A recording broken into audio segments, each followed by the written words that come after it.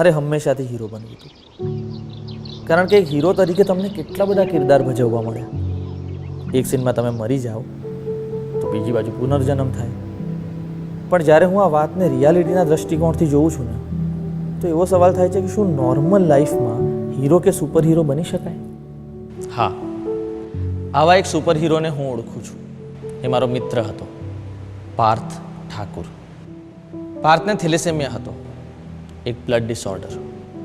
પાર્થને પોતાને થેલેસેમિયા હોવા છતાં એણે લ્યુકેમિયા અને થેલેસેમિયાથી અફેક્ટેડ પેશન્ટ્સના જીવન બચાવવા માટે ઘણું કામ કર્યું.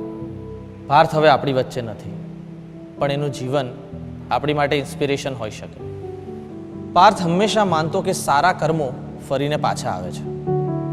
આપણા બધામાં કોઈનું જીવન બચાવવા માટે એક સુપર હીરો વસે જ છે. જો તમે પણ કોઈનું જીવન બચાવવા માંગતા હોવ તો આજે જ રજીસ્ટર કરો DKMS. શું તમે જાણો છો, ઇન્ડિયામાં દર 5 મિનિટે કોઈ એક વ્યક્તિ બ્લડ ડિસઓર્ડર કે બ્લડ કેન્સર માટે ડાયગ્નોઝ થાય છે.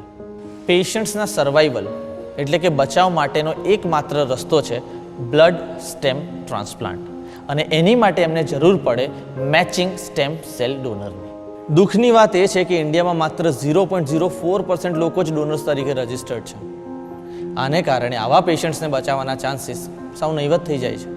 સ્ટેમ સેલ ડોનર તરીકે રજિસ્ટ્રેશન કરાવીને તમે મદદરૂપ થઈ શકો છો અને બ્લડ કેન્સર અને બ્લડ ડિસઓર્ડરના દુનિયાભરના પેશન્ટ્સ માટે તમે આશાની કિરણ બની શકો છો.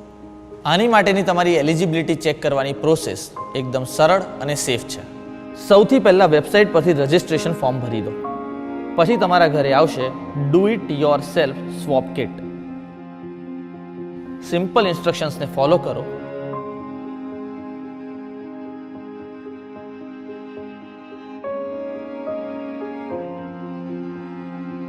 અને પછી આ કિટ તમારા સાઇન્ડ કન્સેન્ટ ફોર્મ સાથે પાછી મોકલી દો. ને બસ થઈ ગયું. કોઈનું જીવન બચાવવાની તાકાત તમારા લોહીમાં છે.